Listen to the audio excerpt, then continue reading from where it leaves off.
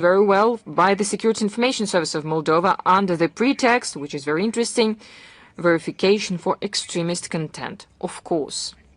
Well, it's Russian classics. Anyone can find it there.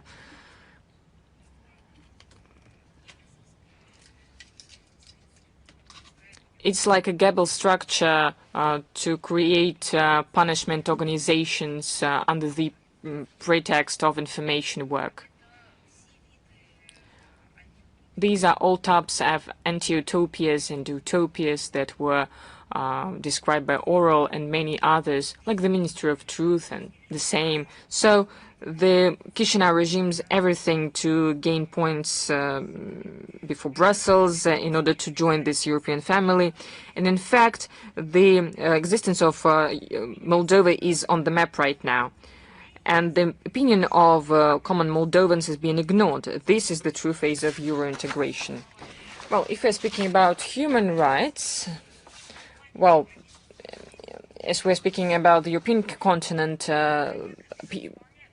attention is not being paid to this problem, but we, with our Belarus colleagues, have prepared the third joint report on the situation with the human rights in certain countries. It was prepared by the foreign ministers of two countries. This continuation of annual work of our ministries to draw attention of the international community to the real threats in this sphere. This report will be presented on June the 30th, as well as on July the 7th and July the 9th in the Executive Committee of CIS in Minsk, in the headquarters of the OSCE in Vienna, and on the margins of the 62nd session of the UN Council on Human Rights in Geneva. There is additional materials in this regard. We have gathered information about the serious problems of the modern times, the decimation of ideology that justifies inequality. In fact, we see racism, discrimination, lack of tolerance.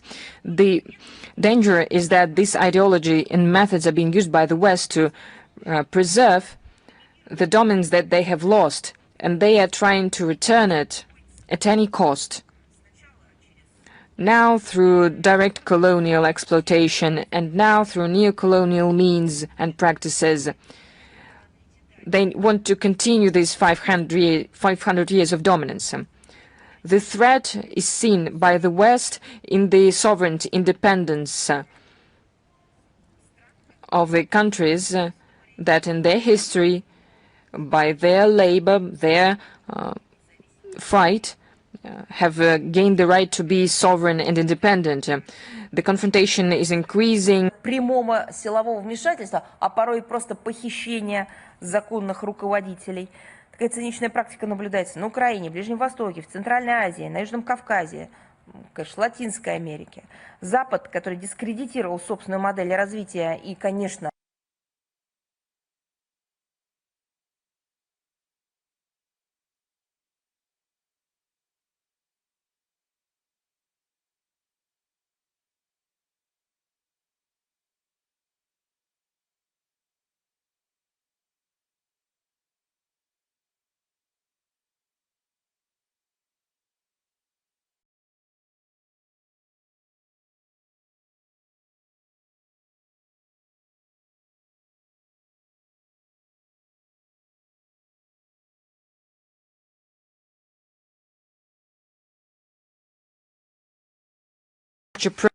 must be confronted by the whole of the world community. Only this way we can eradicate colonialism and to prevent the subjugation of international law. This report, unlike the so-called Western surveys, is not used for moralizing anyone. It is based on the NGO materials and the recommendation of the UN human rights protection mechanisms. It generalizes the fact of violations. And as for the moral assessment, the readers will have their own assessment of it. This comment and this report will be presented in our resource on June the 15th, so follow our website. An important date for the SCO. It's the 25 years of this organization that we're going to celebrate in a few days on June the 15th. It started in the format of 6 states: Russia, Kazakhstan, China, Kyrgyzstan, Tajikistan, and Uzbekistan. Today, SCO is a powerful regional association. Over this period, the organization was also joined by other countries: Belarus, India, Iran, Pakistan. 15 dialogue partners participate in the joint work from Asian and Middle East countries, and there are 2 observer states, Afghanistan and Mongolia. Right now, SCO has asserted itself as respected, powerful platform based on cooperation, equality, mutual respect and consideration of interests. The geographical area includes practically the whole of Eurasia, where the half of population of Earth lives. The share of participants of this association in the GDP reached a third, and this association is very attractive because there are many, more than 10 applications to join it.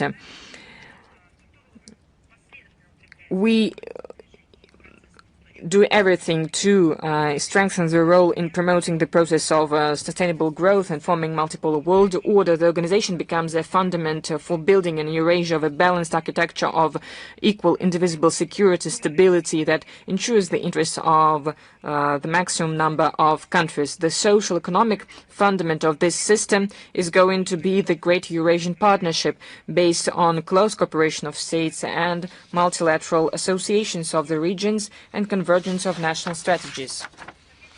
Specific measures for further development of interaction in the spheres of policy, security, economy, and cultural humanitarian ties will be considered at the next session of the Council of Heads of State and the summit in the format of SCO Plus, celebrated, will be held in Bishkek on August 31st, September 1st, and at the Council of Heads of State in October 19th, 20th in Dushanbe.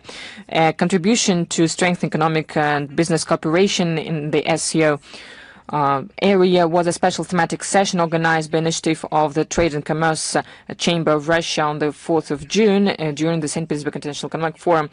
Russia will continue to supporting the presidency of Kyrgyzstan that is being held under the motto of 25 years of SCO, together to the sustainable peace, development and prosperity.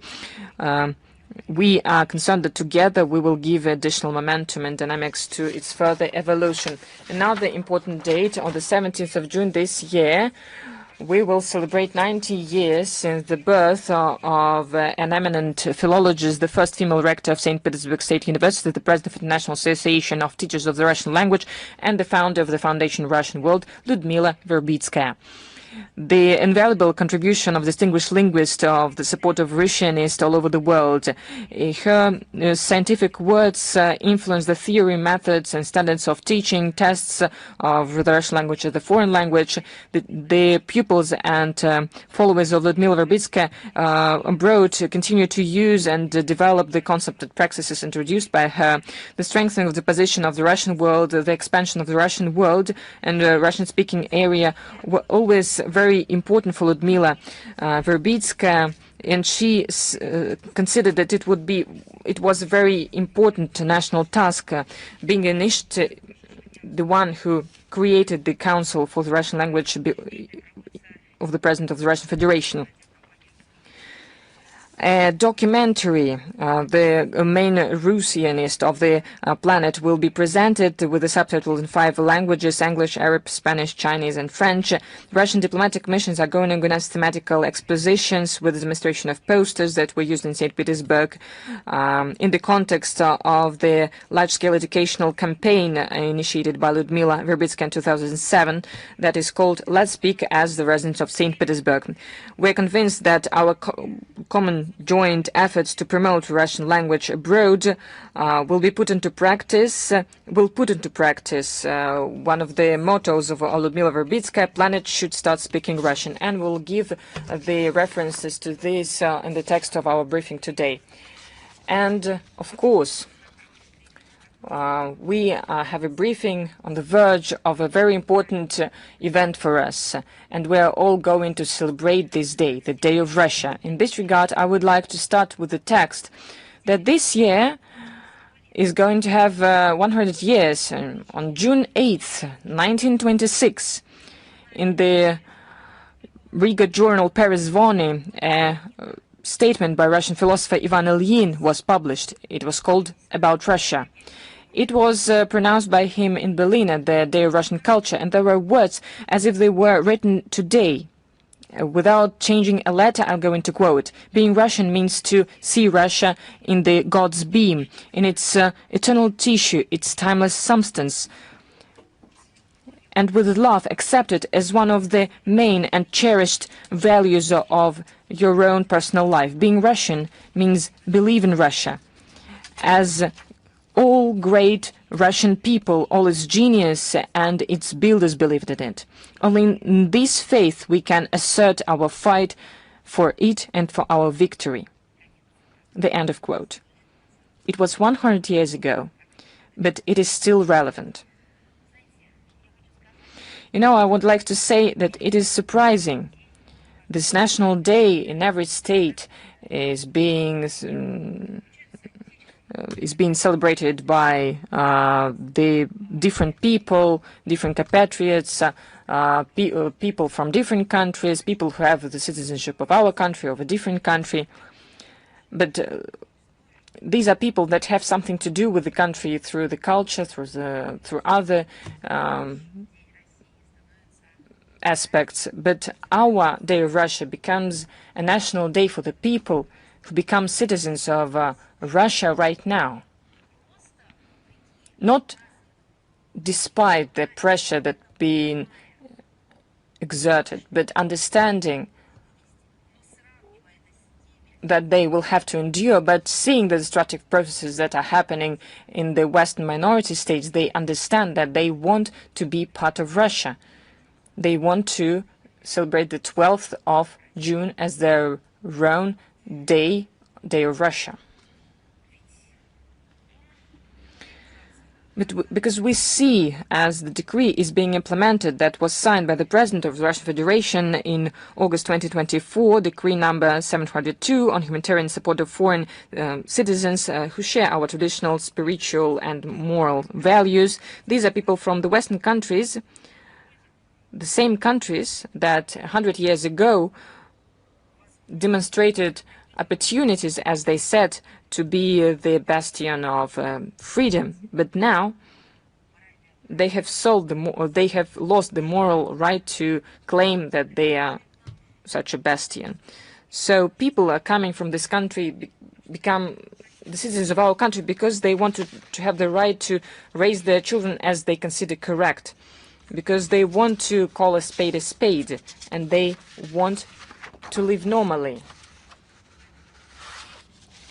but not to live according to the standards of a new normality, as it is said in the West right now. According to our data, since the entry into force of this decree, we have seen more people coming to Russia from Germany, France, Italy, the USA, Estonia. What does Kaya Kallas think about this? Does she know about this? Russian regions accept whole families from these and other countries. The record number of foreign students study in our universities. The entrepreneurs from friendly countries open their business here today. Today, Russia has become a country that people love, and the whole generations of people live here. And those who are trying to be saved from the new normality come here. I would like to congratulate everyone on this celebration.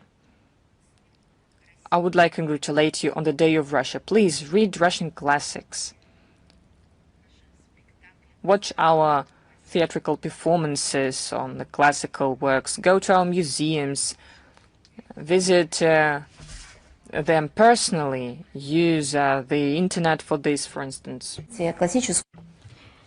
Listen to classical music by Russian composers. Remember that Russia is a multinational country. Listen to our ethnic music. Remember the pages from history of various regions. Learn and get inspired by artisan arts and handicraft. I congratulate all of you on the upcoming holiday, the Russia Day. And now we proceed to the Q&A session, Международная жизнь, International Life. Are you with us? Thank you very much, Madam Zakharova. We congratulate you as well. The other day in the European Union, and Kaja Kallas reminded of this, they issued the permission to detain warships in the Mediterranean Sea, the tankers that Brussels refers to the so-called Shadow Fleet and is suspected in transporting the Russian oil. What do you think about this? And doesn't this remind you of letters of reprisal? Speaking about the operation of the European Union deployed in the Mediterranean Sea of their naval operation arena in order to inspect and seize warships is the blatant violation of international law. Let me remind you that the objectives of the so-called arena reaffirmed by the United Nations Security Council, I would quote this, control of embargo observance on sending arms and equipment to Libya, monitoring, observance, and data collection when it comes to illegitimate export from Libya, Libyan crude oil and oil products, and also inspecting illegal human trafficking in open seas. This mandate expired this past May. Any activities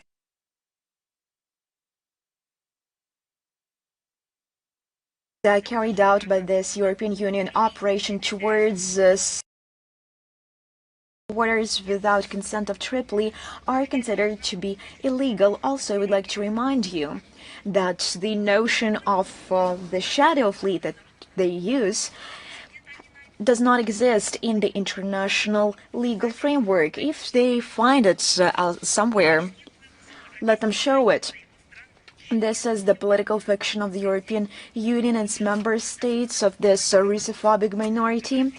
Inspection and detainment of civil ships that meet the criteria of free and unimpeded maritime navigation under the falsified pretext without the sanction of the United Nations Security Council are illegal. At the same time, the European Union poses a direct threat for safe navigation as they use their naval forces to intimidate commercial operators. At the same time, they silence cynically the cases of the use of Ukrainian drones against commercial fleets of Russia and other countries. They are trying to deprive the states of global south and developing markets from access to the needed energy resources. We reserve the right to use the whole arsenal of political, legal, and other tools that we possess in order to defend our maritime security and legitimate interests of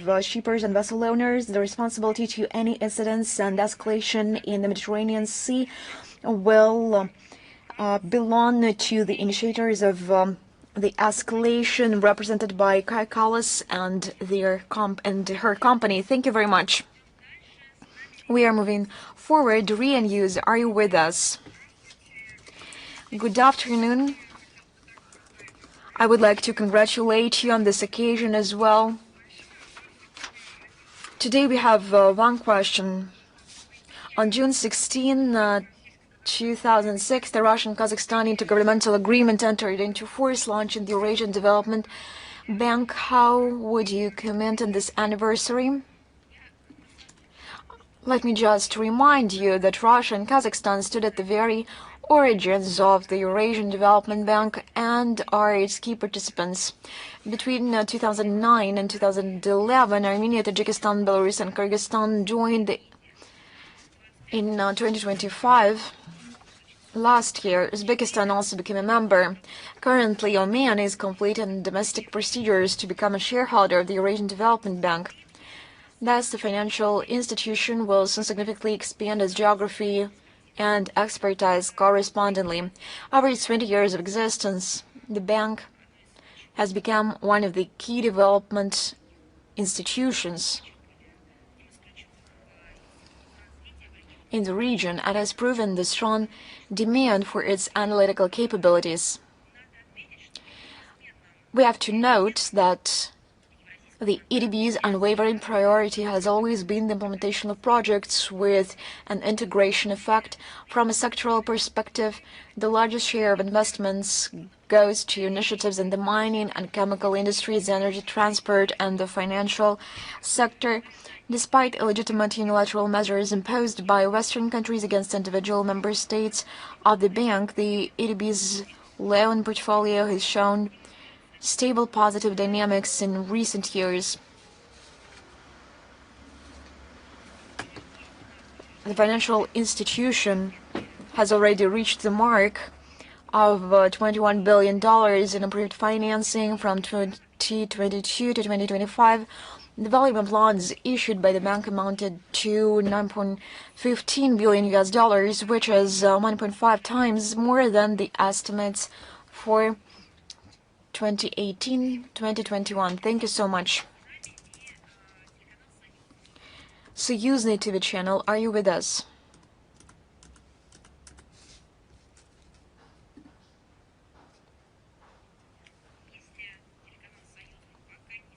If Союзный TV channel is not with us,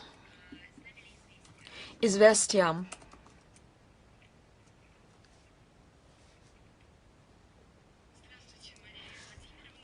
Good afternoon, Madam Zakharova. Let me also congratulate you on the upcoming holiday.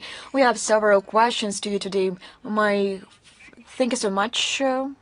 We congratulate you as well.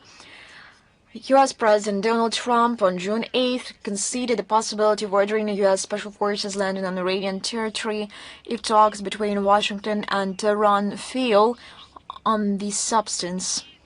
What long-term consequences for regional security does Moscow foresee if the threat of a U.S. Special Forces landing in Iran materializes? What measures of international cooperation is Russia prepared to offer to prevent an armed conflict in the event of the talks? If the talks fail, I have already given our assessments of the situation. In the opening part, Russian Federation consistently and fundamentally proceeds from the necessity of resolving the current crisis surrounding Iran, which was provoked by U.S. and Israel without any foundation. They committed an act of aggression against a sovereign state through strictly diplomatic means. We believe that this crisis should be solved by diplomatic means. We regularly conveyed this position to the American side at all levels. Despite the ongoing negotiation process, this situation remains extremely volatile. Any ground operation would mean a further escalation of tension, which is fraught with irreparable consequences not only for each of the parties involved, but also undoubtedly for regional and global security. European Union services have proposed adding over 80 items to the new package of anti-Russian sanctions. What diplomatic and legal measures does Russia plan to take in response to the expansion of the EU's sanctions list? How does Moscow assess the risks of further escalation in sanctions pressure and its impact on global stability and strategic predictability? When one speaks about relations between Russia and European Union, different assessments can be given. You know them quite well. But there is a particular share of stability and predictability. The European Union continues to manufacture new packages of illegal restrictions against Russia. In Brussels, they completely refuse to understand that they have not achieved and will not achieve their goals or influence in our sovereign policy.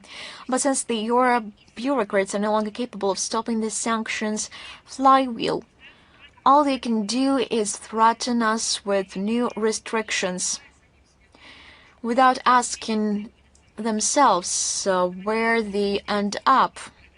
At the same time, anti-Russian sanctions are increasingly taking on an essentially international extraterritorial character. The focus is placed on Russia's interaction with key close trade and economic partners. A number of countries whose economic operators end up on EU blacklist is steadily growing, and this causes discontent among the countries of the global majority as the imposed restrictions destabilize energy and food markets as well as industrial raw material markets and undermine established production, logistics, and transport chains. This also affects Brussels itself. Russia strongly condemns any legitimate unilateral coercive measures. More and more states share and support this approach, and naturally effective and tough steps will follow from our side in response to yet another EU sanctions package. Thank you very much. China Media Corporation, are you with us? Good afternoon, Madam Zakharova.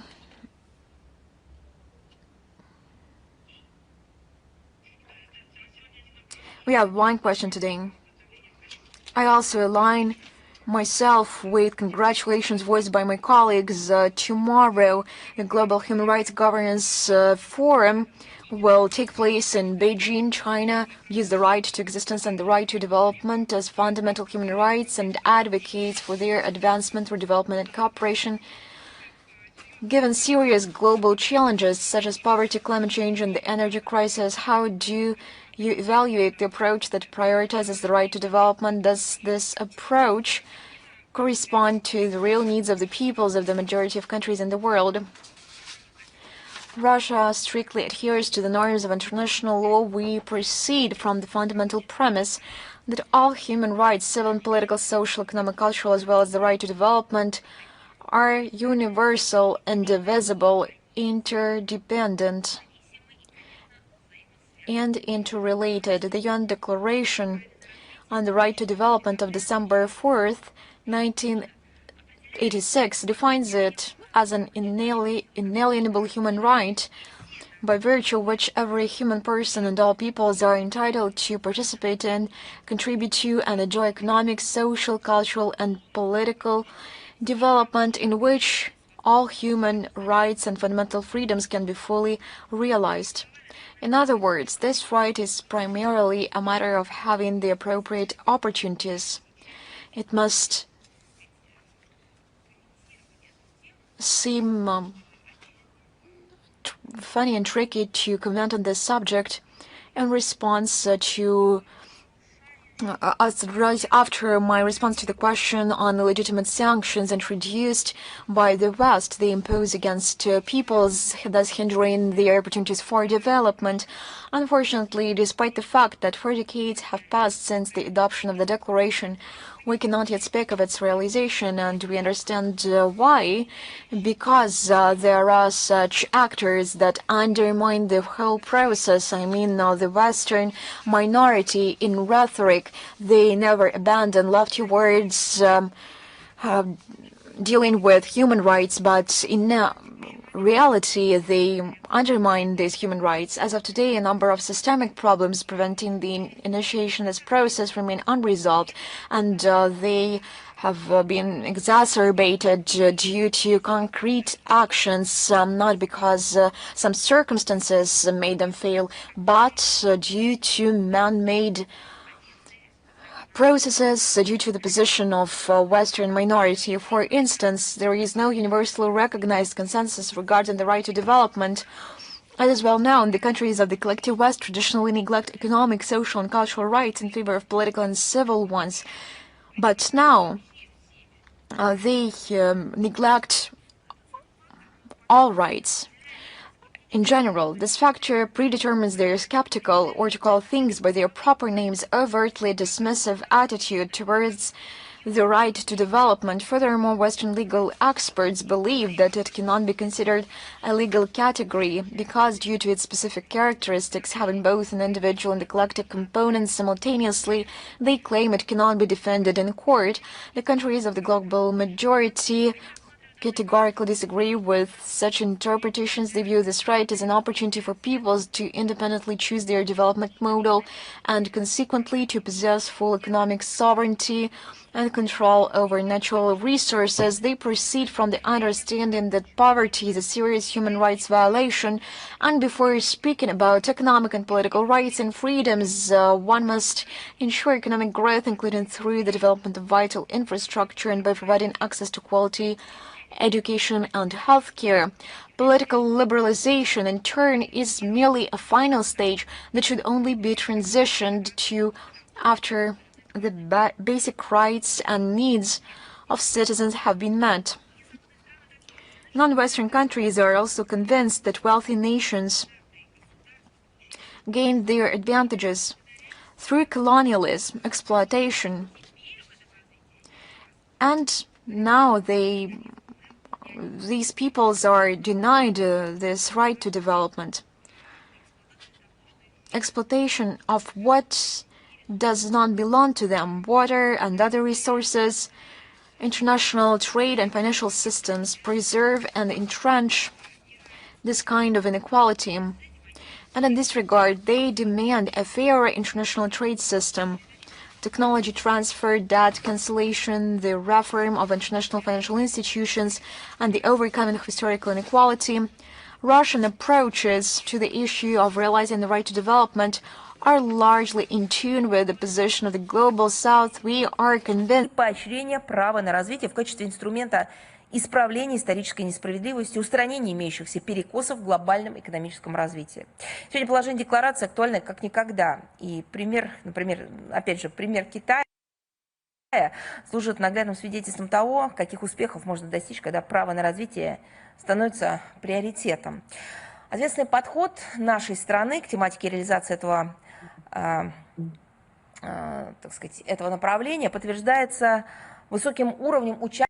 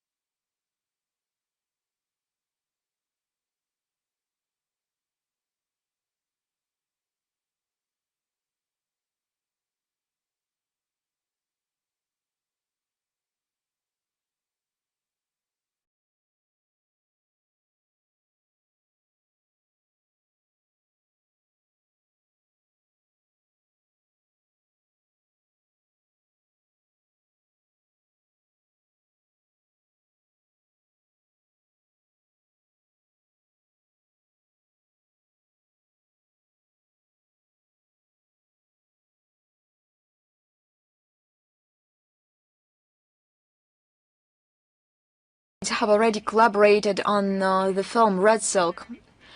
Are there other plans for cooperation?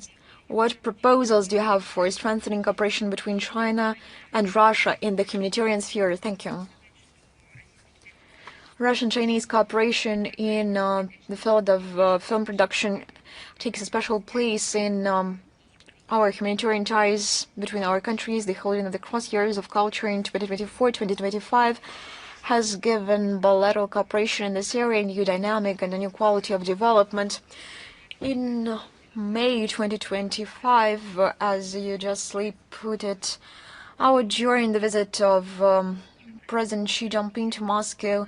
An action plan for joint film production between the Ministry of Culture of the Russian Federation and the China Film Administration up to 2030 was adopted. The memorandum you mentioned was signed exactly to further develop the agreements outlined in this document. There's another aspect that the pace set by the culture years is being preserved, and joint projects, the results of these joint projects are the film Red Silk, and there will be a continuation, a sequel to Black Silk, and I think that the production of this film in China have already finalized, as far as I know. And we hope that the viewers on the both sides of the border will be interested in this film. We also work on other interesting cinema projects. I would also like to point out that our cooperation is large-scale and multifaceted in the sphere of the cinema. Representatives of the cinema industry participate actively in the competitions and the festivals in Russia and China.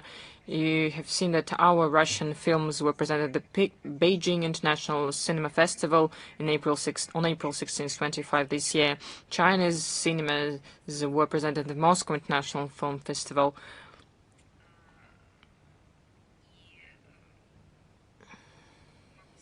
And I can say that the base documentary of the 48th Moscow International Cinema Festival was the film A Long Way Home, and the Russian military drama Blood Type received the main award of the Asian Festival of the films in Macau, the Gold Petrel. And we regularly have working meetings of cinema workers of both countries.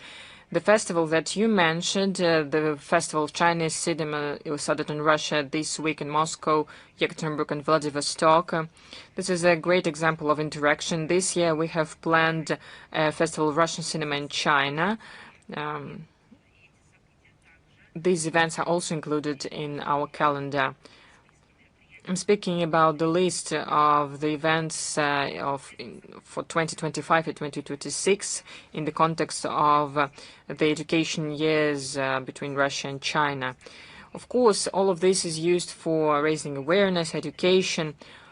Of course, this is also a way to enjoy ourselves, but at the same time, it includes this educational element. The task of this educational activity is to introduce the culture to the young people of both countries. We're neighbors, we have common history, we have good prospects, so let us wish these festivals to implement their tasks, and all the best. And I can remember the Chinese cinema producers who were on the festival, brilliant Butterfly. The previous year it was the first festival, and this year it is going to be presented once again, and all the countries can have an opportunity to send their films to this festival. And I can remember that there were Chinese film producers, and we were positively shocked by the attention that was given to their work in Moscow when the organizers of Diamond Butterfly received them. So what can we say? The high level of relations reached between our states allows to have good prospects in all the spheres of humanitarian interaction, including, of course, such genre loved by the people as cinema. So we hope we will strengthen these dynamics, develop relevant ties in these and other spheres. Thank you very much. Rita, are you here? Madam Zakharova, good afternoon. We're here. We have a question about Syria. On Saturday, Russian-Syrian Business Council said that Moscow is going to have a full-scale support for the creation of logistic hub on the base of Port Tartus for dissemination of Russian goods in Syria and in the nearby markets, and to simplify settlements. Can we speak about the strengthening of trade and economic cooperation between Russia and Syria? what are the further plans of Russia regarding Syria, and what Russia is going to do with its military bases in Tartus and Maymin. Well, if you understand clearly that the military presence, military cooperation, usually from the point of view of information, is conducted in a closed format, understandably. We have spoken in detail about this topic during regular briefings, answering to the appearing questions. Our cooperation between Russia and Syria, is developing very actively. We are expanding multifaceted interaction between our countries, and this work continues.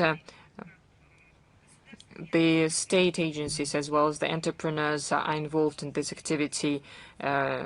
This is actively used to promote a Russian-Syrian Commission on Trade, Economic and Scientific and Technical Cooperation.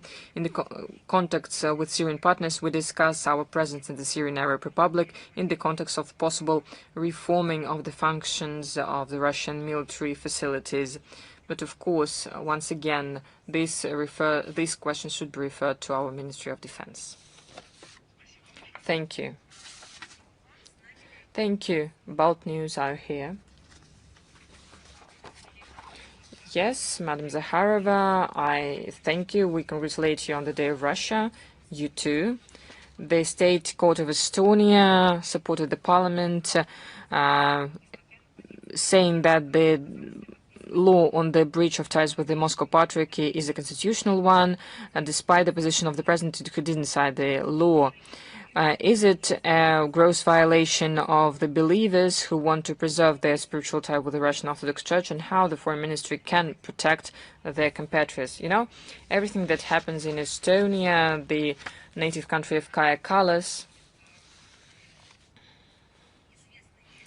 I think that this country will be known for her as well, given the extraordinary nature of this political figure. Everything that has happened there causes just one thing, just one desire to say, well, have fear of the God.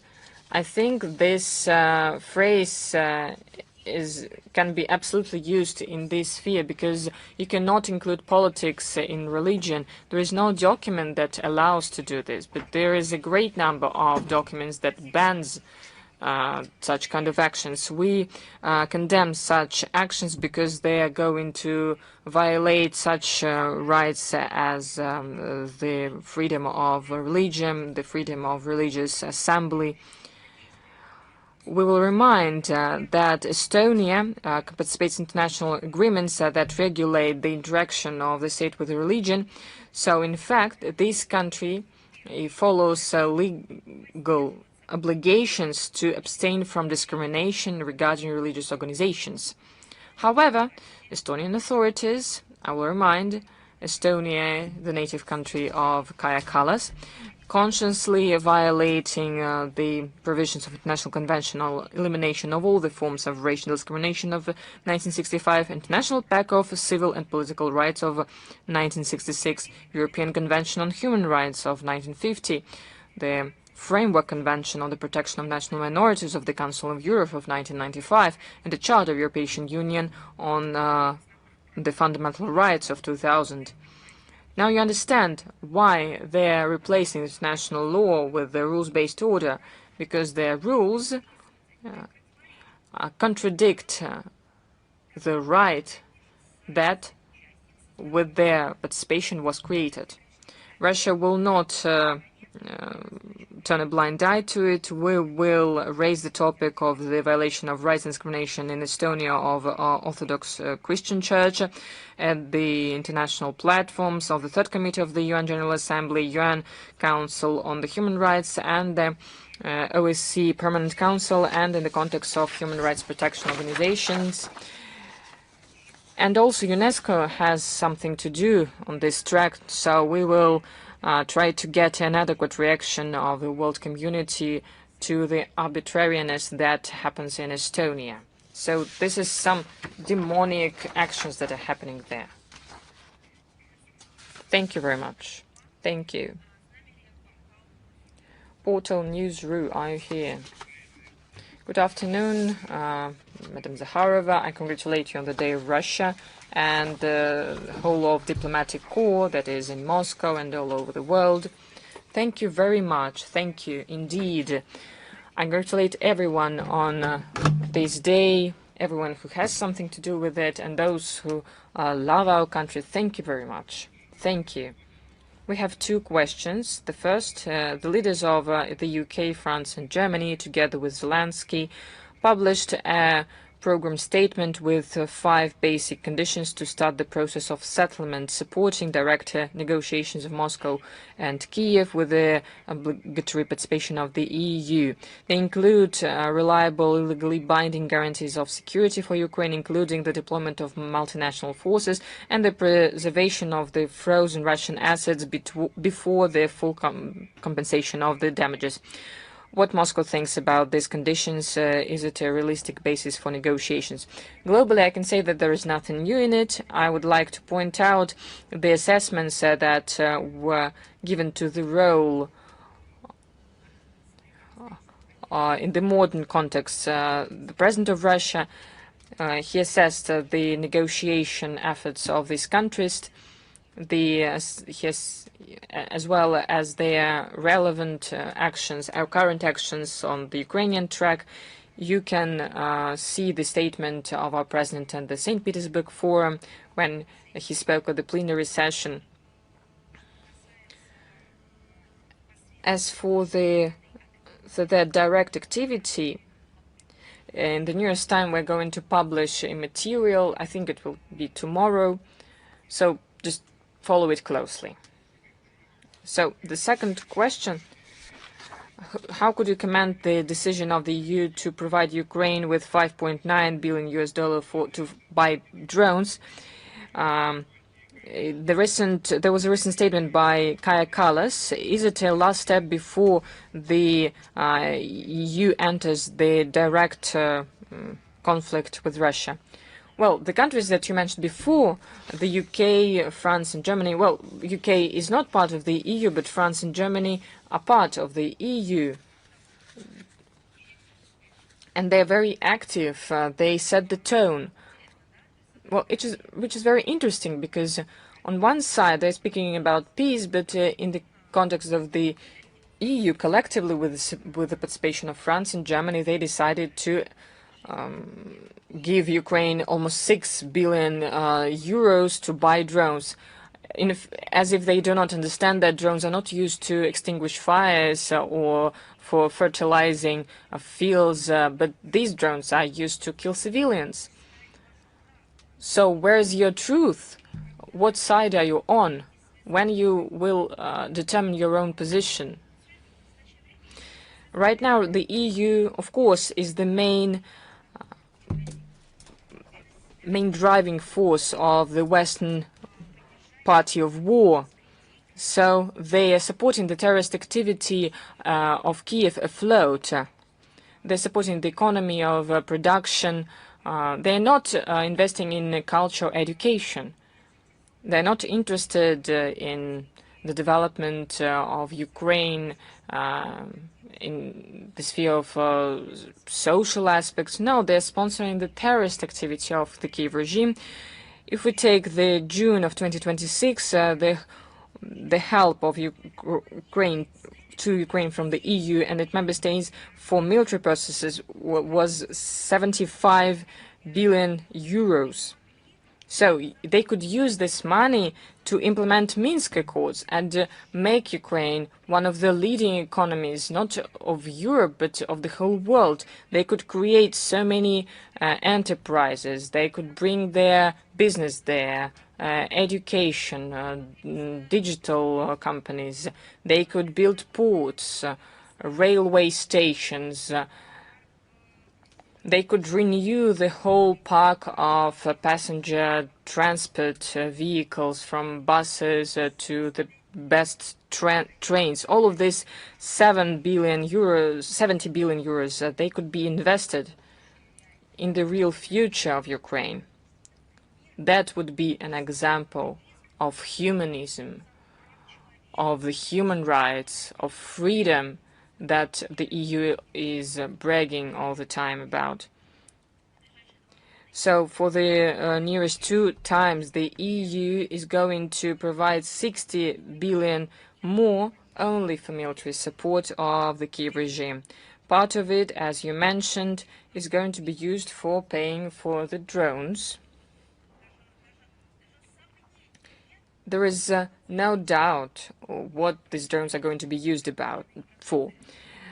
There's also a program for training of Ukrainian military. They deployed in their territory joint military and industrial enterprises, becoming a place where the armaments are being produced for the armed Ukrainian forces. So this makes the EU elites not only someone who participates in the Ukrainian crimes, but they will be responsible for the possible rapid escalation of the current conflict with unpredictable consequences. Thank you very much. Information agency Sada Rus, are you here? Hello, Madam Zakharova. I represent Sada Rus. Hello. I would like to congratulate you sincerely on the Day of Russia, and I would like to wish you peace, prosperity to the Russian Federation. We started celebrating with the foreign students this important day because the students are studying here the Russian literature. So, well, I would like to ask a question. On the margins of the St. Petersburg International Economic Forum, the Vice Minister of Industry and Trade of the Russian Federation, Roman Chekushov, informed about the possible opportunity of signing an agreement of free trade between the EAEU and Pakistan. What is the assessment of the Foreign Ministry of the prospects of this agreement and its meaning for the development of economic cooperation between Russia, EAU, and Pakistan? There is work underway to research the potential economic effects from having a free trade zone between the EAEU and Pakistan. For this, a joint research group with participation of experts of both sides was created. We hope that as a result we will set official negotiations to liberalize trade. I would like to underline that it was Russia since 2024 being an initiator of including Pakistan into the list of promising EAEU partners. At the same time, we need to take into account that both processes, the work of the group and the official consultations, can take some time necessary for creating qualitative content for the document. Potentially, we can say that the agreement will contribute to strengthening trade economic cooperation between the EAEU and Pakistan, opening new foreign markets for the producers of all sides of all countries that will participate in this format, and it can be an important element of future greater Eurasian partnership. And there is a second question. On the margins of the session of the Council of Foreign Ministers of SCO in Bishkek, Russia and Pakistan signed an agreement on cooperation in the sphere of countering illegal migration and fighting illegal drug trafficking. According to the Foreign Ministry, what is the significance of these agreements for further strengthening of Russian-Pakistani relations and expansion of practical cooperation between two countries? I can confirm that on the margins of the Council of the Foreign Ministers of the member countries of SCO in Bishkek on June the 5th, the Minister of the Interior of the Russian Federation, Vladimir Kolokoltsev, and the Minister of the Interior and the Control of Drug Trafficking of Pakistan, Maxine Razi-Naqvi, signed several bilateral documents, namely the agreement between the government of the Russian Federation and the government of the Islamic Republic of Pakistan on readmission, and executive protocol on implementation and the MOU between the Ministry of the Interior of Russia and the Ministry of Interior and the Control on Drug Trafficking of Pakistan on cooperation in the fight against new psychoactive substances. These documents have become an addition to the bilateral legal basis. In particular, the readmission agreement is a crucial component in regulating migration process and is a contribution to the fight against illegal migration. The memorandum, to a certain extent, builds upon the provisions of the 2010 bilateral agreement on cooperation in combating the illicit trafficking of narcotic drugs, psychotropic substances, and their precursors. We expect that the signed agreements will facilitate expanded interaction between the law enforcement agencies of the two countries and streamline related procedural issues. This is the agenda of the Ministry of Interior, but I do hope that our colleagues will not take offense, because this is the element of bilateral and multilateral cooperation in security cooperation. Thank you very much. Soyuzny TV channel, are you with us? Good afternoon, Madam Zakharova. Let me congratulate you on the upcoming holiday of the Day of Russia. Ambassador Berdiev called the inspections of Russian ships a practice that contradicts freedom of navigation. For weeks now, the world has been watching as certain countries have effectively legalized piracy in international waters for themselves. Pirates of the 21st century are no longer a metaphor. This is our reality. How can the civilized community fight this? What countermeasures to such Western actions does Russia propose, legal, economic, or forceful? What will help stop this trend? I will just begin by the fact that Ambassador at Large, Berdiev, has a very instructive and interesting TV channel. We will add a link to the text of today's briefing, and he shares his professional view on the development of international economic issues and other relevant agenda items. The position is not new and embodies Russia's consistent line on this issue. It is based on international law and centuries old established customs in this area, which have a clear and well-formed interpretation. As you know, freedom of navigation on the high seas and in international straits is an unshakable legal principle that no one seriously disputes today.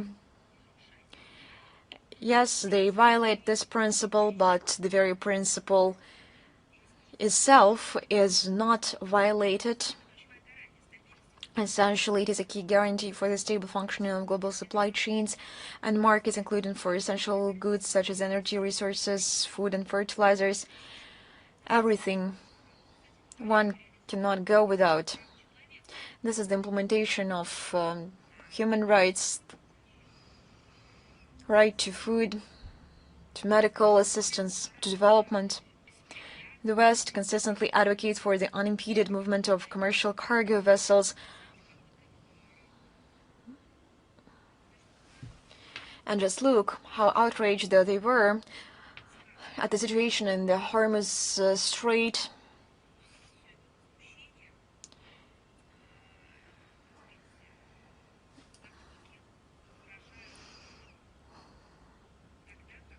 The West expresses its outrage when the interests are being affected, but the most interesting thing, the principles underpinning the logistics in the global waters and the global world ocean, they forget about it at once when they are being pointed out that they have violated the corresponding norms of international maritime law.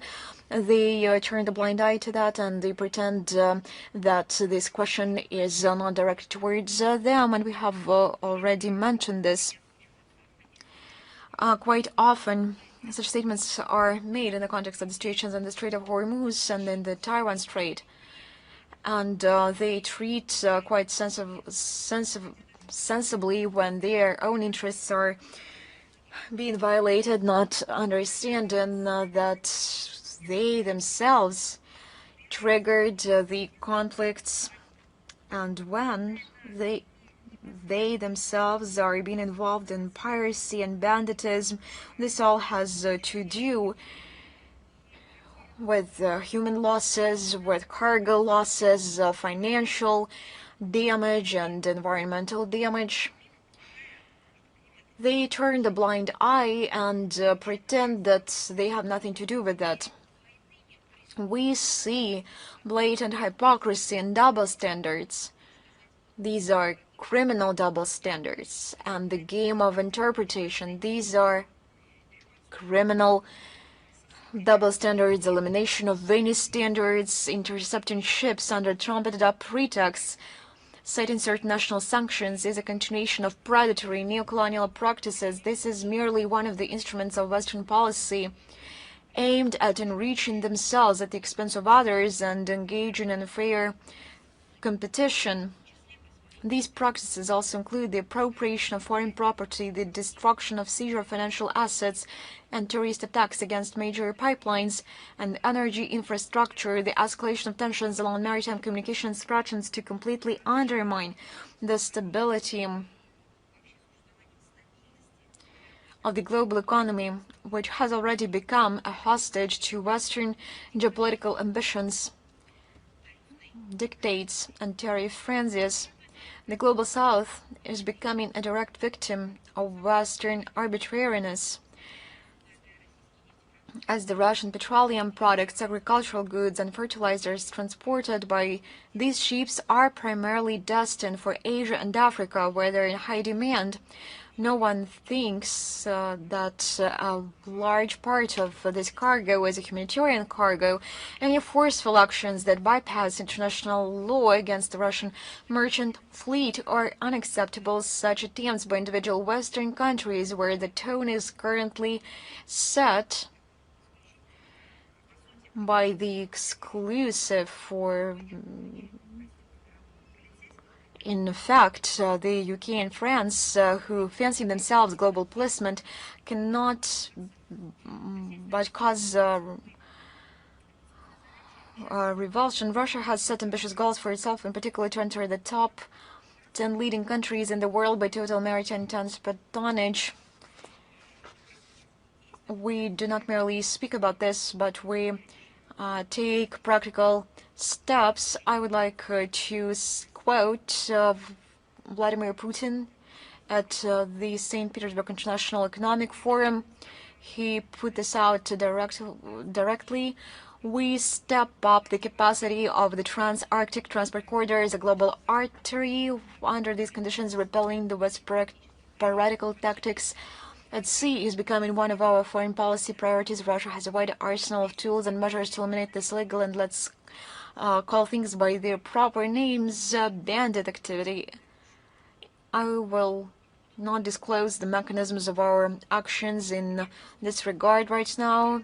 They are multifaceted, ranging from political persuasion to the use of defensive tools. The West as a whole must understand that our response will be adequate and convincing.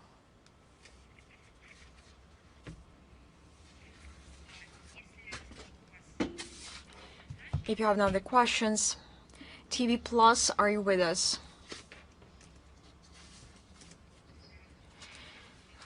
Good afternoon.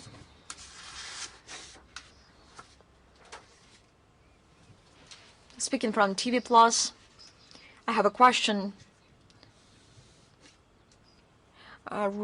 Unfortunately, my country is experiencing the Western pressure.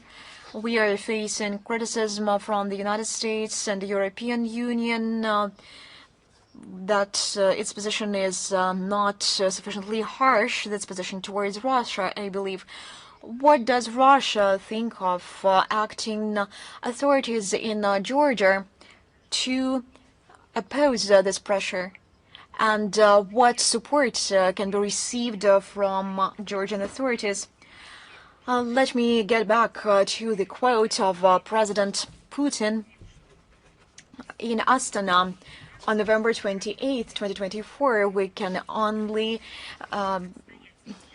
adore the strength of the people of Georgia, because they did not allow the West to interfere into internal affairs of its countries. I believe that the potential of Georgia is not fully tapped, and let me express my own personal opinion.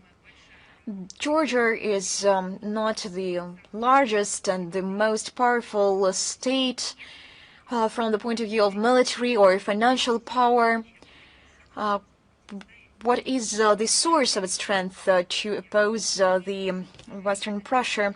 I have many friends from Georgia, and I know many representatives of its culture. And I came to the understanding that the source of strength of Georgia is its faith and its own strength. And this became the rescue which helped Georgia not to get drowned into the Western narratives. The situation is going on for many years, and Tbilisi has made its own choice when it comes to guaranteeing the sovereignty of Georgian people and decency and own decency of its peoples. And sometimes people do not agree with the situation when they are being imposed a particular course, especially when it runs the country to its history. And we understand the attempts of Tbilisi to put an end to dictate from the outside. We are ready to deepen Russian-Georgian ties. They are the key drivers for economic upheaval in Georgia, and we are doing this with an open heart. I will reiterate, Moscow is ready to extend our cooperation where it is mutually beneficial and built on the basis of mutual respect. Thank you very much. Congratulations. Lanta Ru, are you with us? Good afternoon. I align myself with the congratulations of my colleagues on the occasion of Russia Day. We have two questions today. Both have to do with post-Soviet space. On the sidelines of SPF, former Moldovan President Igor Dodon stated that Moldova will lose Gagauzia and Transnistria if it unites with Romania. Will Russia be able to help these regions in any way if such a scenario unfolds? I would like to say that I a little bit disagree with your interpretation of what Igor Dodon said. Moldova, when absorbed by Romania, will not only lose some of its regions, it will lose itself as a whole. Now such a country exists. In case it is absorbed by Romania, it will cease its existence. Why? Because now people are being denied their nationality, language, and culture. They are being called Romanians. And they are not referring to some prototypes, to some shared basis and foundation, to some shared roots. But now they call them Romanians. One will no longer be able to speak about Moldova because this very word will be stamped out from books and textbooks, and we speak about the quote by Igor Dodon. I believe that he referred to a scenario in a slightly different context. According to him, the most dangerous turn of events would be Moldova being dragged into the conflict in Ukraine through an escalation of the situation in Transnistria, which is exactly what radicals in Kiev and Chisinau are trying to achieve. Yes, such a threat exists, so we see it. Russia will do everything possible to prevent this, and we call on all those who value peace on the Dniester to make every effort to avert such a scenario. As for the hypothetical unification of Moldova with Romania, it is indeed increasingly being discussed in Chisinau as a plan B in case the European integration project fails. Obviously, the idea of joining Romania in order to enter the EU through its appeals to many representatives in the upper echelons of power in both countries, and I believe the recent, this example is quite relevant with an example to eat a man with a manhunter, because it will be, when he suggests going to the theater, because it will be more convenient to bring it there. And we believe that Romanian people will make sovereign choice, understanding and proceeding from the facts. However, Gagauzia and Transnistria have a different foreign policy, strategic guidelines. They do not see themselves in either Romania or the European Union. Their residents, many of whom hold Russian citizenship, have repeatedly shown through elections that they strive to maintain the closest possible mutually beneficial relations with Russia. They see Russia as a protector country with which they share inseparable, multifaceted historical and civilizational ties, and we proceed from this premise. Thank you very much. My second question, going back to Kai Kallas, on June 8th, the EU High Representative, commenting on the result of the parliamentary elections in Armenia, stated that the country had made a choice in favor of a European future. The Armenian people, although under heavy pressure from Russia, nevertheless chose the European future, and that is a good thing, she noted. What is the Foreign Ministry's attitude toward such statements from Brussels, given that Armenia does not hold the candidate status? No one can get anything else from Kai Kallas, anything from lies, anything but lies. This goes in line with her biography. And perhaps the only person who might have not noticed this was the person who was not updated on the news, but any person who followed the agenda could notice that the European Union literally tried to manually control the electoral cycle. Here you had rapid response missions to hybrid threats, a massive landing, parties staging a political show in Yerevan in early May, at the very height of the election campaign, and the call by Ursula von der Leyen on June 4th, who urgently scraped together funds to support Armenia, and the cherry on top was the arrival of the head of the European Union delegation to the Republic Central Electoral Commission just before the vote count began. In short, for the sake of the desired result, Brussels easily turned a blind eye to democratic principles and its own slogans about non-interference in the internal affairs of the sovereign state, of non-involvement into election campaigns of sovereign nations. As for the voting results, the EU propaganda machine is once again trying to turn everything upside down here as well. As I noted in my commentary on June 8th, support for the Civil Contract Party, despite all the manipulations by the current authorities, including repressions against the pro-Russian opposition, not pressure, these are repressions, and the massive use of administrative resources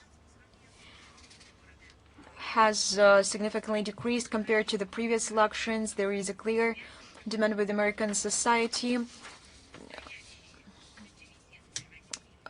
of real dividends and not some thought ones. And I just wonder, who will Armenia need to join in case the issue of European Union integration is brought up? Moldova will join Romania, and Armenia, it will join whom? This is the level of fraud and machination from Brussels is beyond understanding. The European Union structures deliberately imposed a false dilemma on Armenian society, artificially presenting the parliamentary elections as a fateful choice between the European Union and Russia. What does this have to do? This is a cynical manipulation that has nothing to do with true interests of Armenian people. The goal is obvious: to split the republic from within, tear apart the historical and socioeconomic ties between the countries, between the peoples, let alone any sentiments, to undermine any kinds of contact between Russia and Armenia, expand its sphere of influence in the region, and turn Yerevan against Russia and Yerevan. Я просто напомню.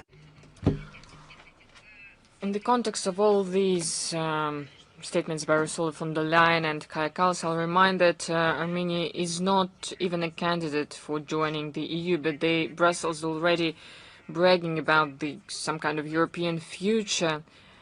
And what is behind this idiom? Because the EU, in its current state, cannot offer to its partners nothing but economic stagnation, absolute unconscious arms race, extremely dangerous foreign policy adventures, including the joining the hostile anti-Russian policy. So when they called to Yerevan, why didn't they say anything about the economic indicators? It would be very interesting to listen. They could issue a press release with the data on the development, or better say degradation of their economies. But there is a small nuance. We're not speaking about the EU.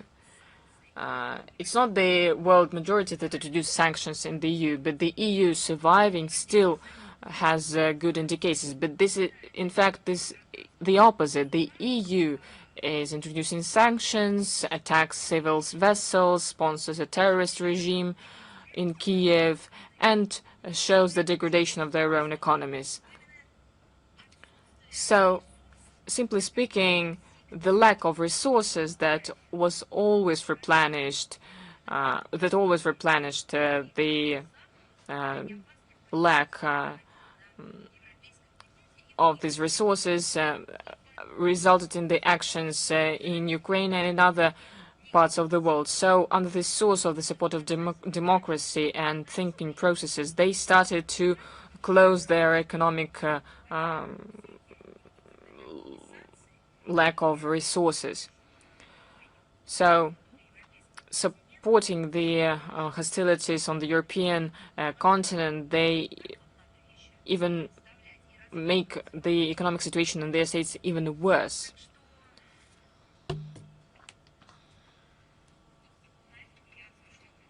So this would be the end of my answer to your question. Thank you. Anadolu, are you here? Madam Zakharova, good afternoon. We're here. The question is about Sergei Lavrov, who had a meeting with one of the candidates for the post of the UN Secretary General, Michelle Bachelet. In April, he met with Secretary General of UN Conference on Trade and Development, Mr. Greenspan, who also wants to be the UN Secretary General. So who Moscow is going to support given the criteria? So which candidate is closer to Moscow? You said quite right. On the 8th of June, Sergei Lavrov met the candidate for the UN Secretary General, Michelle Bachelet, who was the previous president of Chile. In May, Sergei Lavrov had a meeting with a different candidate for the UN Secretary General, the Costa Rica. The representative of Costa Rica, Ms. Greenspan, who is the Secretary General of UN Conference on Trade and Development. He was also visited by Mr. Grossi, who also wants to be the head of the UN Secretariat. But Grossi was received as the Secretary General of IAEU and not as a candidate for the UN Secretary General. So now we're reaching the decisive phase of this process. In April, there was interactive dialogues during which most of the candidates were presented. There are 5 people, and they presented their election campaigns. They answered the questions of the member states. At the end of July, the UN Security Council will start an indicative vote process, according to which these are like several procedures, and during these procedures we will see the most favorable candidate, and his candidacy will be presented for the consideration of the UN General Assembly. We are following closely this election process. All the candidates stay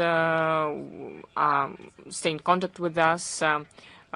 We know their views on the reform of the UN, and its reform according to the existing realities.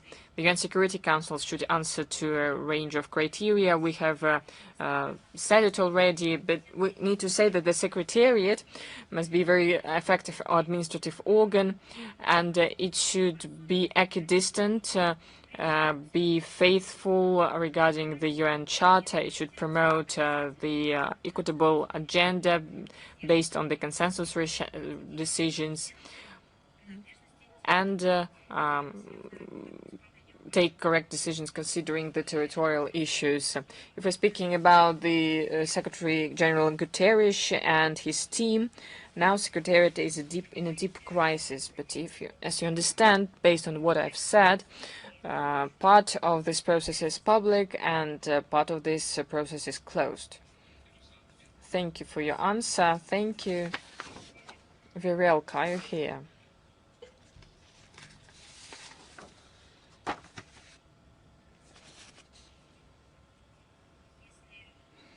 Well, if Virelka is not here, Al-Maidin, are you here? Yes, we're here, Madam Zakharova. I congratulate you on the Day of Russia. I congratulate everyone. I think that we should love Russia, then there will be peace all over the world. Thank you very much. The question is, next one. What Russia thinks about the pressure of the US on Cuba? Well, a very clear question, a very clear answer. The position of the Russian Federation has not changed. We're still in full solidarity with Havana, and we condemn intimidation, the use of illegal unilateral limitative measures and interference into internal affairs of the sovereign Cuban state. In this context, the American blockade against Cuba is one of the methods of the U.S. administration of establishing their own control over the Liberty Island in the context of the attempts to revive the Monroe Doctrine. Thank you. Let's follow once again. Virelk, are you here? Yes, Madam Zakharova, we are here. Sorry, there was a technical problem. Once again, I congratulate you on the Day of Russia. I have two questions. We have answered the first issue, your assessment, the assessment of the elections in Armenia, but I would like to ask you about the dangers that were voiced after the elections by the political forces that want to preserve relations with Russia and develop relations with Russia. So we would like to hear your assessment about this. Well, please, once again, could you formulate the question, your opinion about the assessment and the threats against the opposition forces that want to preserve relations with Russia? I'll underline once again that on June 8th we gave a detailed comment of our position on this.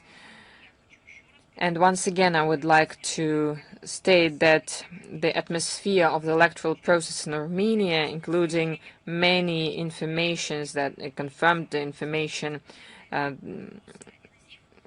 raised a lot of issues. If Yerevan is really truly ready to follow the principles of democracy and rule of law proclaimed by the Armenian leadership.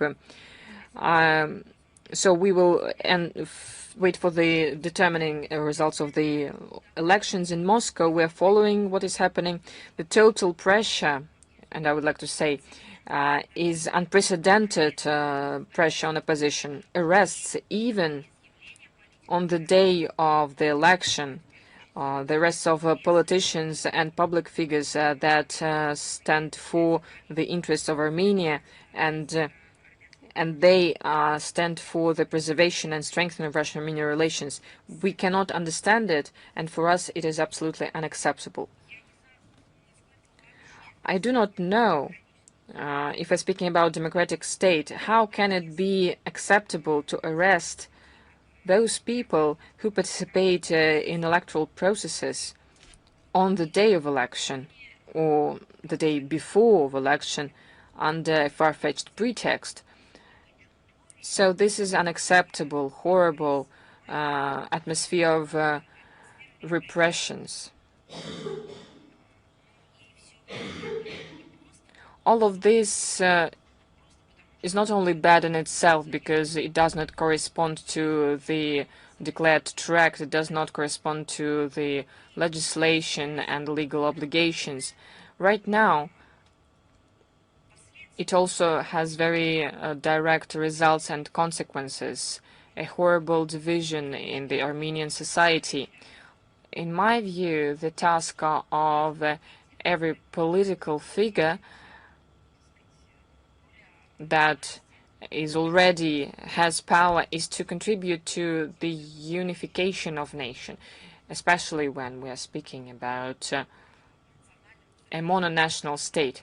Of course, there are representatives of different cultural movements, but basically it develops in very unified track. So we need to preserve this unity. This should be a cause for being proud. This is an asset that a political figure, state figure, should take into account, first of all.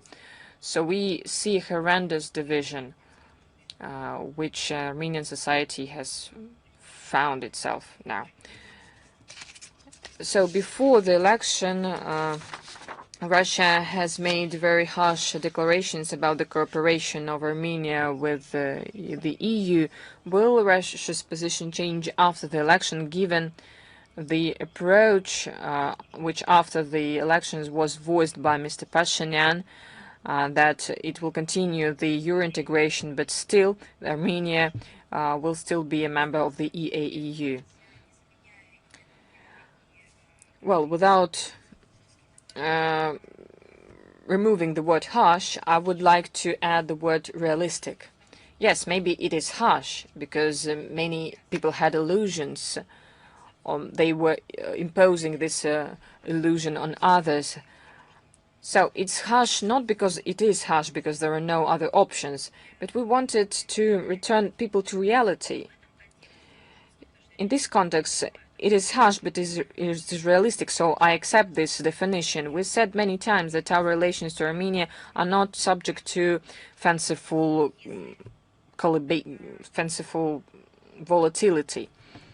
Even if these are difficult historic periods, elections, or results of the elections, what truly matters are fanciful steps and actions. We see that the authorities of Armenia rapidly move towards the EU in their deeds and in their words, and they were demonstrating it. Does anyone wait them for them there? Well, this is a rhetoric question, and I think the answer is obvious. Even those who were candidates are not weighted. So the Republican leadership tries to persuade their citizens that there is no option between the EU and the EAEU, so they can receive the preferences of the EAEU and be prepared for become members in another economic bloc. Well, it is not possible. Such attitude of dependence to us, to the EAU partners, is not something that we will accept. It is harsh. Well, it is harsh, but it is realistic.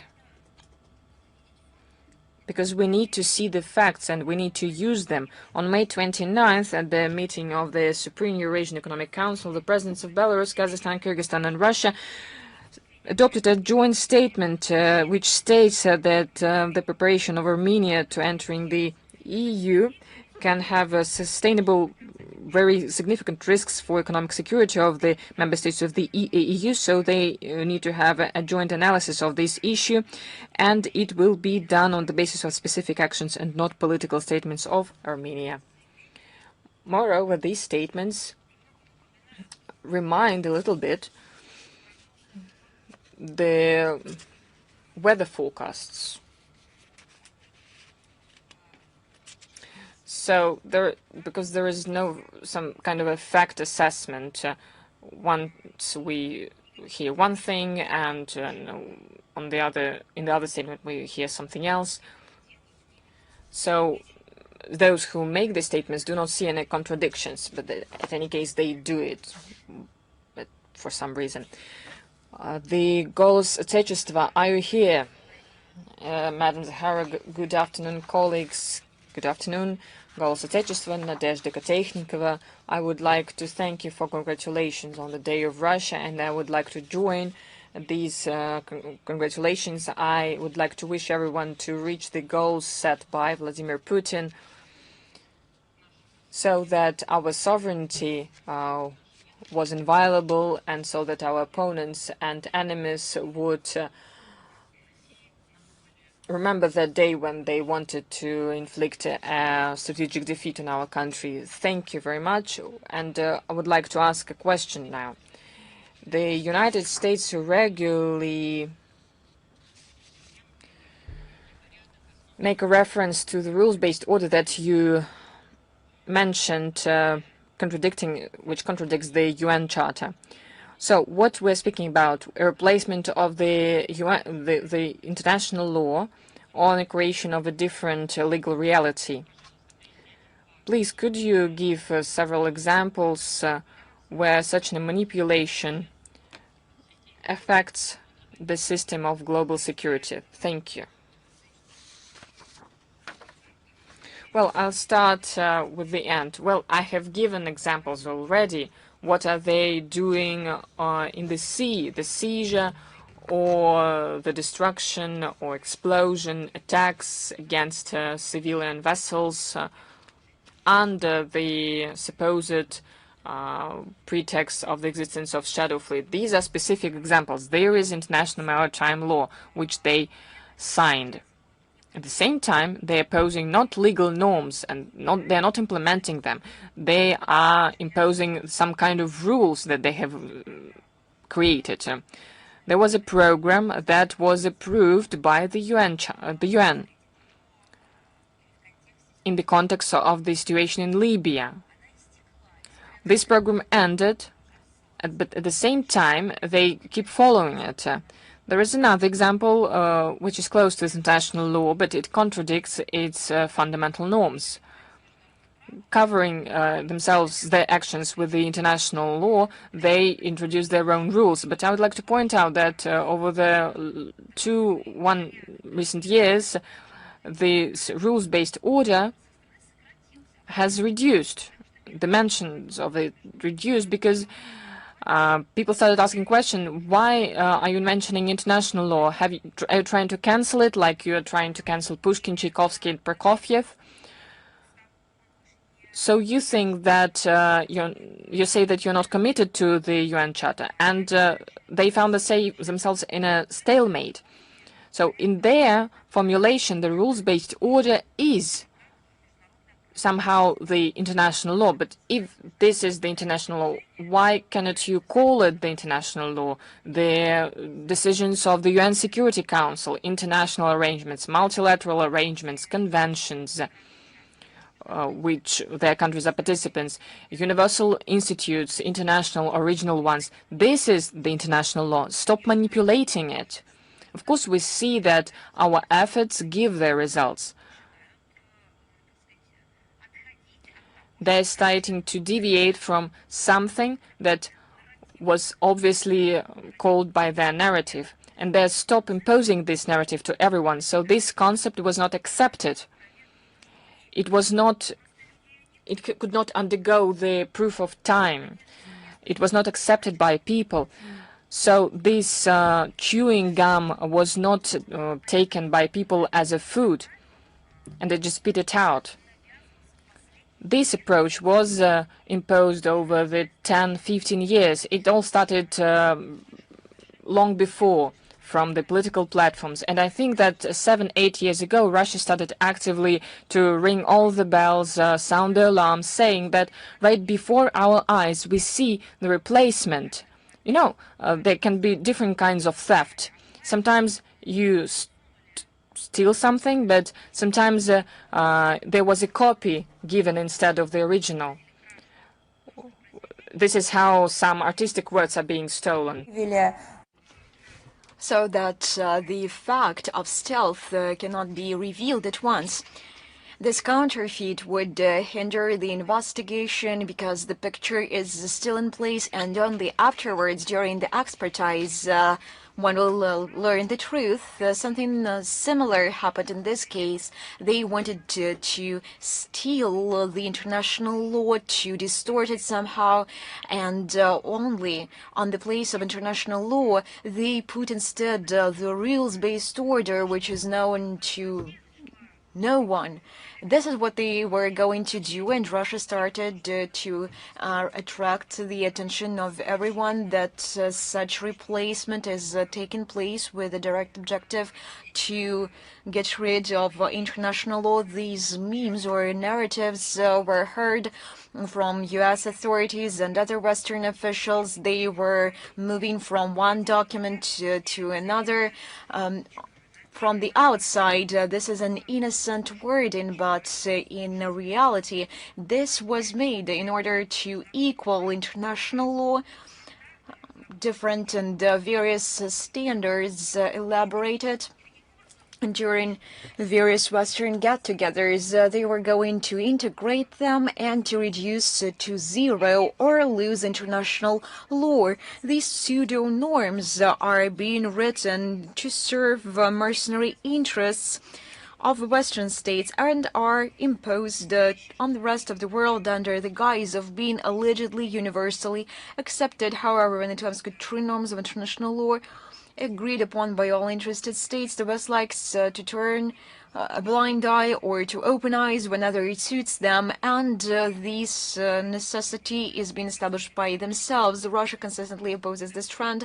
The 2023 foreign policy concept of the Russian Federation states unambiguously the mechanism for the formation of universal international legal norms should be based on the free expression of the will of sovereign states, and the UN must remain the main platform for the progressive development and codification of international law.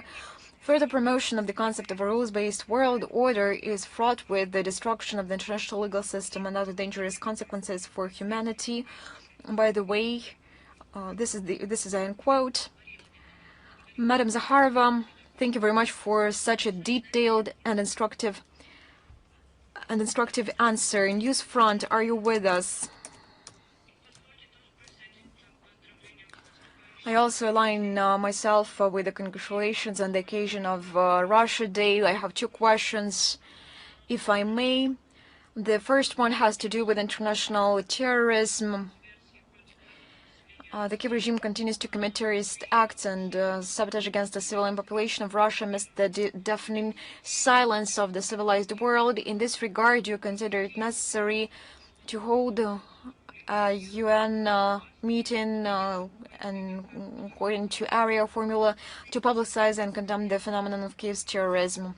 We systemically carry out information and explanatory work on the Ukrainian crisis at the UN. We draw attention to all high-profile crimes committed by the Kiev regime. It was Russia that requested the convening of an emergency UN Security Council meeting regarding the terrorist attack on Starobelsk on the very same day, May 22nd. Our permanent representative to the UN, Vasily Nebenzy, held a separate press conference on this matter. And these efforts will be continued in this platform and on other platforms. Overall, the various formats for conveying our position to the Secretariat and the UN member states, and we actively use all of them depending on which is the most effective in the current context. All our assessments are presented both in the public sphere during Security Council meetings, depending on what platform suits more the mandate.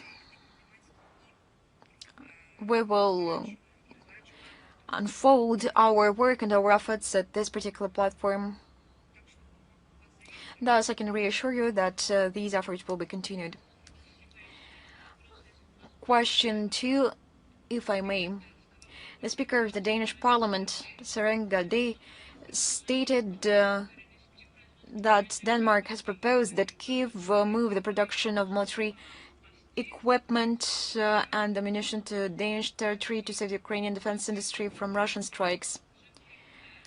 In terms of particular facilities, the decision has already been made of its press service, and in this case, Russia will view such locations as legitimate military targets, is stimulating military production with the knowledge that the products will be deliberately used against Russia, considered complicity in terrorist activity. What consequences await Denmark if this intention is realized? You have so many components in your answer. That is why, be patient. I'll respond to every component. Since the beginning of the special military operation, the Danish authorities have consistently pursued a sharply confrontational course towards Russia. They joined this concept. They have made up that they will inflict a strategic defeat on the Russian Federation. They are carrying out an overtly Russophobic rhetoric. One of the elements of Copenhagen's aggressive anti-Russian policy is the provision of massive military assistance to the neo-Nazi Kyiv regime in terms of volume. Relative to GDP, Denmark ranks first in the world. If we take the assistance and make a relation with GDP,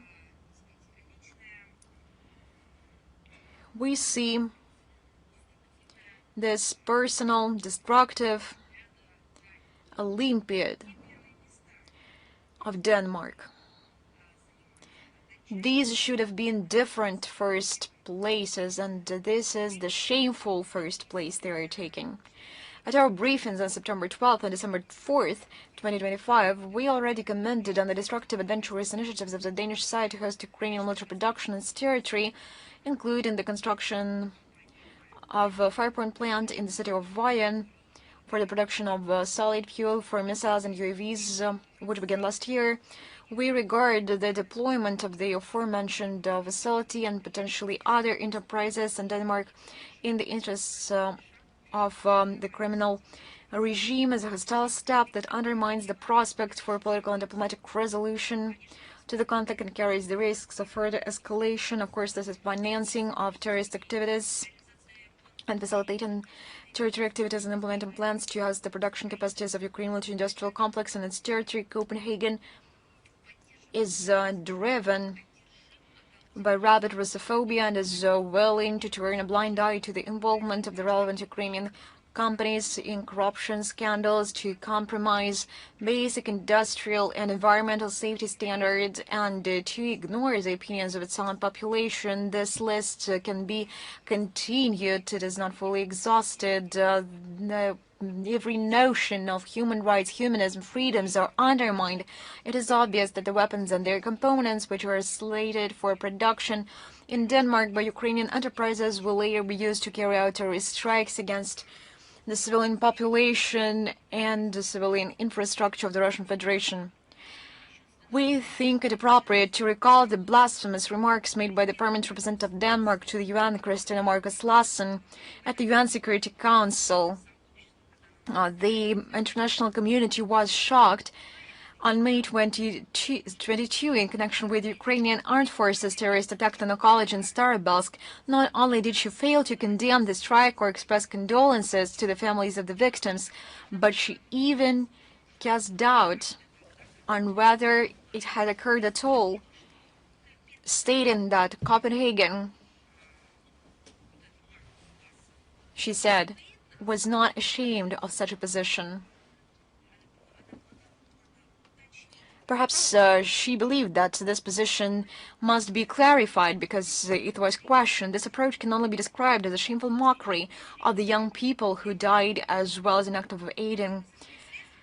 And speaking about the consequences, the Russian Ministry of Defense recently published a list with the names and addresses of enterprises in Western Europe involved in the production of drones and their components in the interests of the Ukrainian armed forces. I believe you noticed the effect. Author, are you with us? Ruslan Pankratov. I align with my colleagues and congratulate you on the upcoming holiday. I have one question today. Perhaps I will shift the angle a little bit. Brussels talks about the EU's strategic autonomy all the time, but in practice this policy results in rising prices, deindustrialization, and a direct erosion of European citizens' welfare in order to continue the confrontation with Russia. Does the Russian Foreign Ministry believe that the EU's ruling elites have completely lost touch with the mood of their own voters and are willing to support an anti-Russian course at the cost of the internal destabilization and the rise of radical movements within EU countries themselves? I believe that a few words lack: the strategic autonomy of the European Union, the autonomy from common sense. This is the best characteristics of what is going on there. The interests of European voters have indeed been ignored for a long time by the ruling elites of the European Union who live in a parallel reality. I would like to say even more.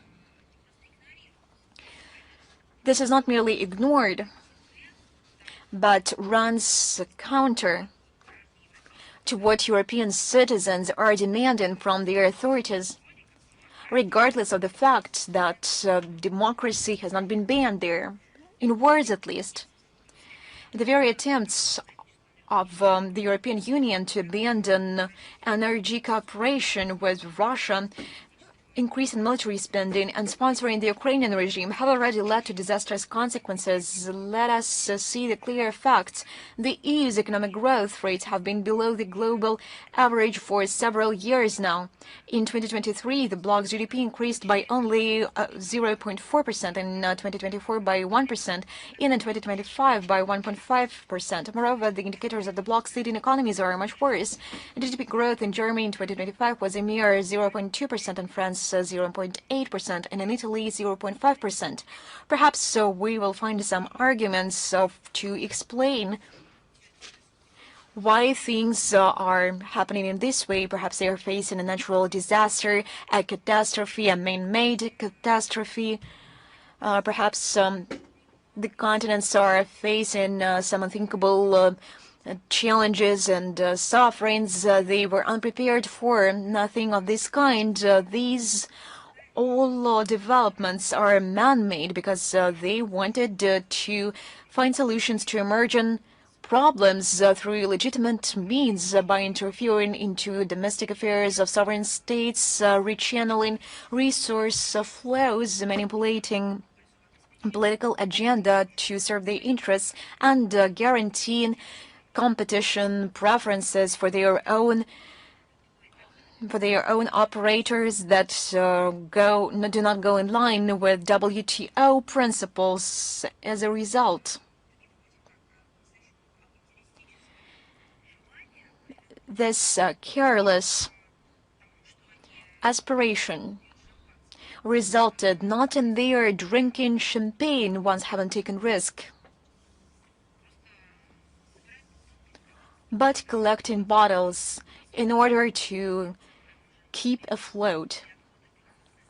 We are not inventing these figures. This is their own statistics. This year, the situation will only worsen due to the Middle East crisis. The European Commission has downgraded the GDP growth forecast for 2026 from 1.4% to 1.1%. The national debt of European Union countries continues to rise. According to preliminary estimates, this figure will reach a record 84.2% in 2026. This trend has already begun to negatively impact the credit ratings of some countries in the bloc. The chemical, steel, and automotive industries are in crisis. in a profound one. Tellingly, according to the European Automobile Manufacturers Association, in 2025, the European Union's import of passenger cars from China in terms of value, 13.7 billion euros, exceeded its exports to China, 8.3 billion euros, for the first time.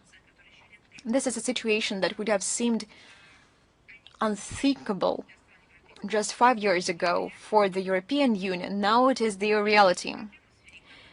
Brussels responds to the multiplying economic problems the only way it knows how. It would be better to say, because they do not know how to do this, and they made it their political slogan. With yet another set of roadmaps and strategies, the effectiveness and the development of their favorite packages of sanctions. Overall, one gets the impression that the course towards their so-called strategic autonomy from Russia, but now we understand that it is the autonomy from common sense, which is the goal in and of itself, has gradually evolved into the demolition of national interests of their member states. If we try to find an answer to the question whether this regime is viable in the long term, it is obvious. This all results in nothing but global chaos on the territory of Western Europe countries, and we have all the indicators of that. Thank you very much. Embassy Live, Посольская жизнь, are you with us? Good afternoon, Madam Zakharova. I would like to congratulate you on the upcoming holiday. Следует ли воспринимать прозвучавшую на ПМФ фразу «работайте, братья» как политический сигнал о смене акцентов в пользу более жестких подходов, или дипломатические возможности российской стороны не считаются исчерпанными? Благодарю. Ну, я не знаю, мне кажется,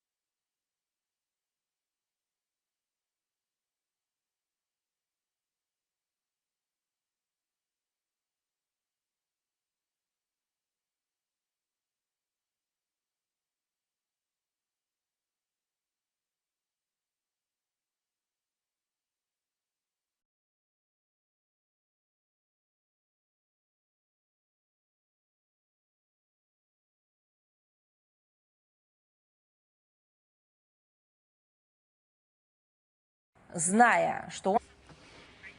Knowing that he was a law enforcement agency personnel, the terrorists told him to abandon service. He refused, and before he died under the gun, he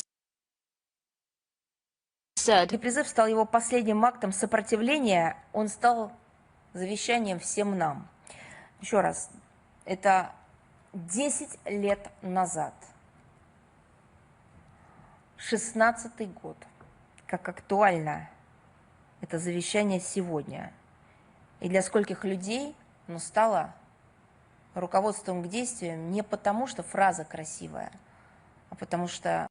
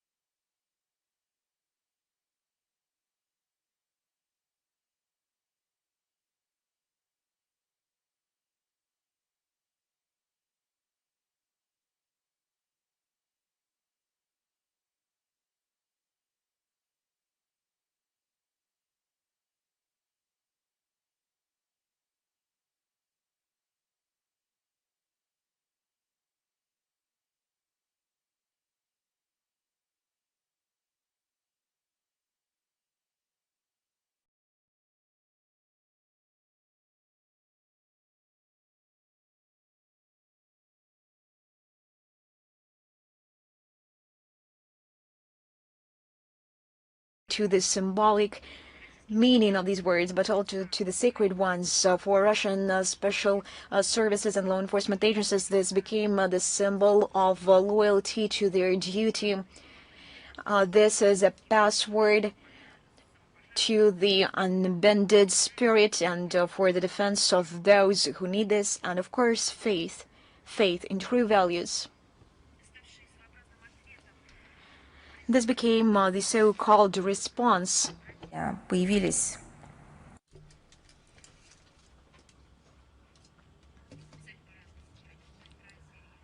So there were versions of this phrase, like "work brothers," "let's go brothers." They were put on the chevrons, on the vessels, well, everywhere. Well, where people were fighting against Nazism and fascism, any ideology where civilians needed protection. So you could read these words everywhere. I know that you are following closely our briefings. Maybe you have paid attention that every time when I have to give a list of crimes committed by the Kiev regime against their own civilians and the civilians of our country and other countries, I end this passage with the numbers. I ended with the words that it confirms the relevance of implementing the tasks of the special military operation. We need to stop this horrendous acts committed by the Kiev regime and their clique to prevent the existence on the borders of the Russian Federation of an outright Nazi regime, or because it prohibits the Russian language, terrorizes Ukrainian and Russian and other nationalities that used to live peacefully on the territory of Ukraine.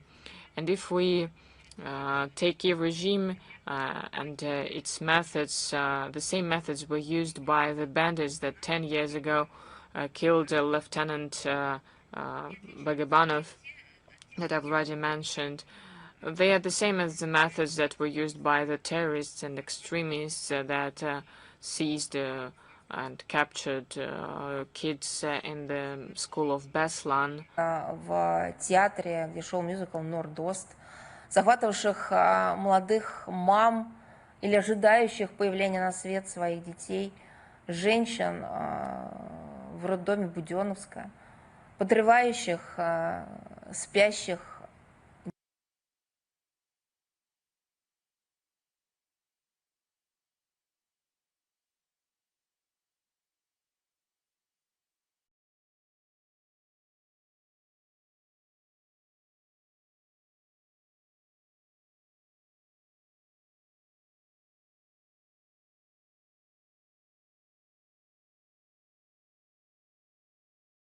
tongue, their own language,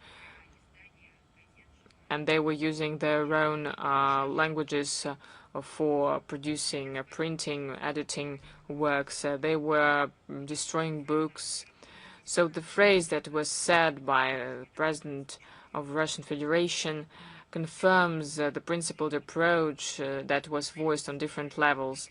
The goals of this special military operation must be implemented. Of course, we did everything to reach the results with the use of policy and diplomacy, and you have seen evidence of that. Russia, with its deeds, not just words, expressed its interests in it.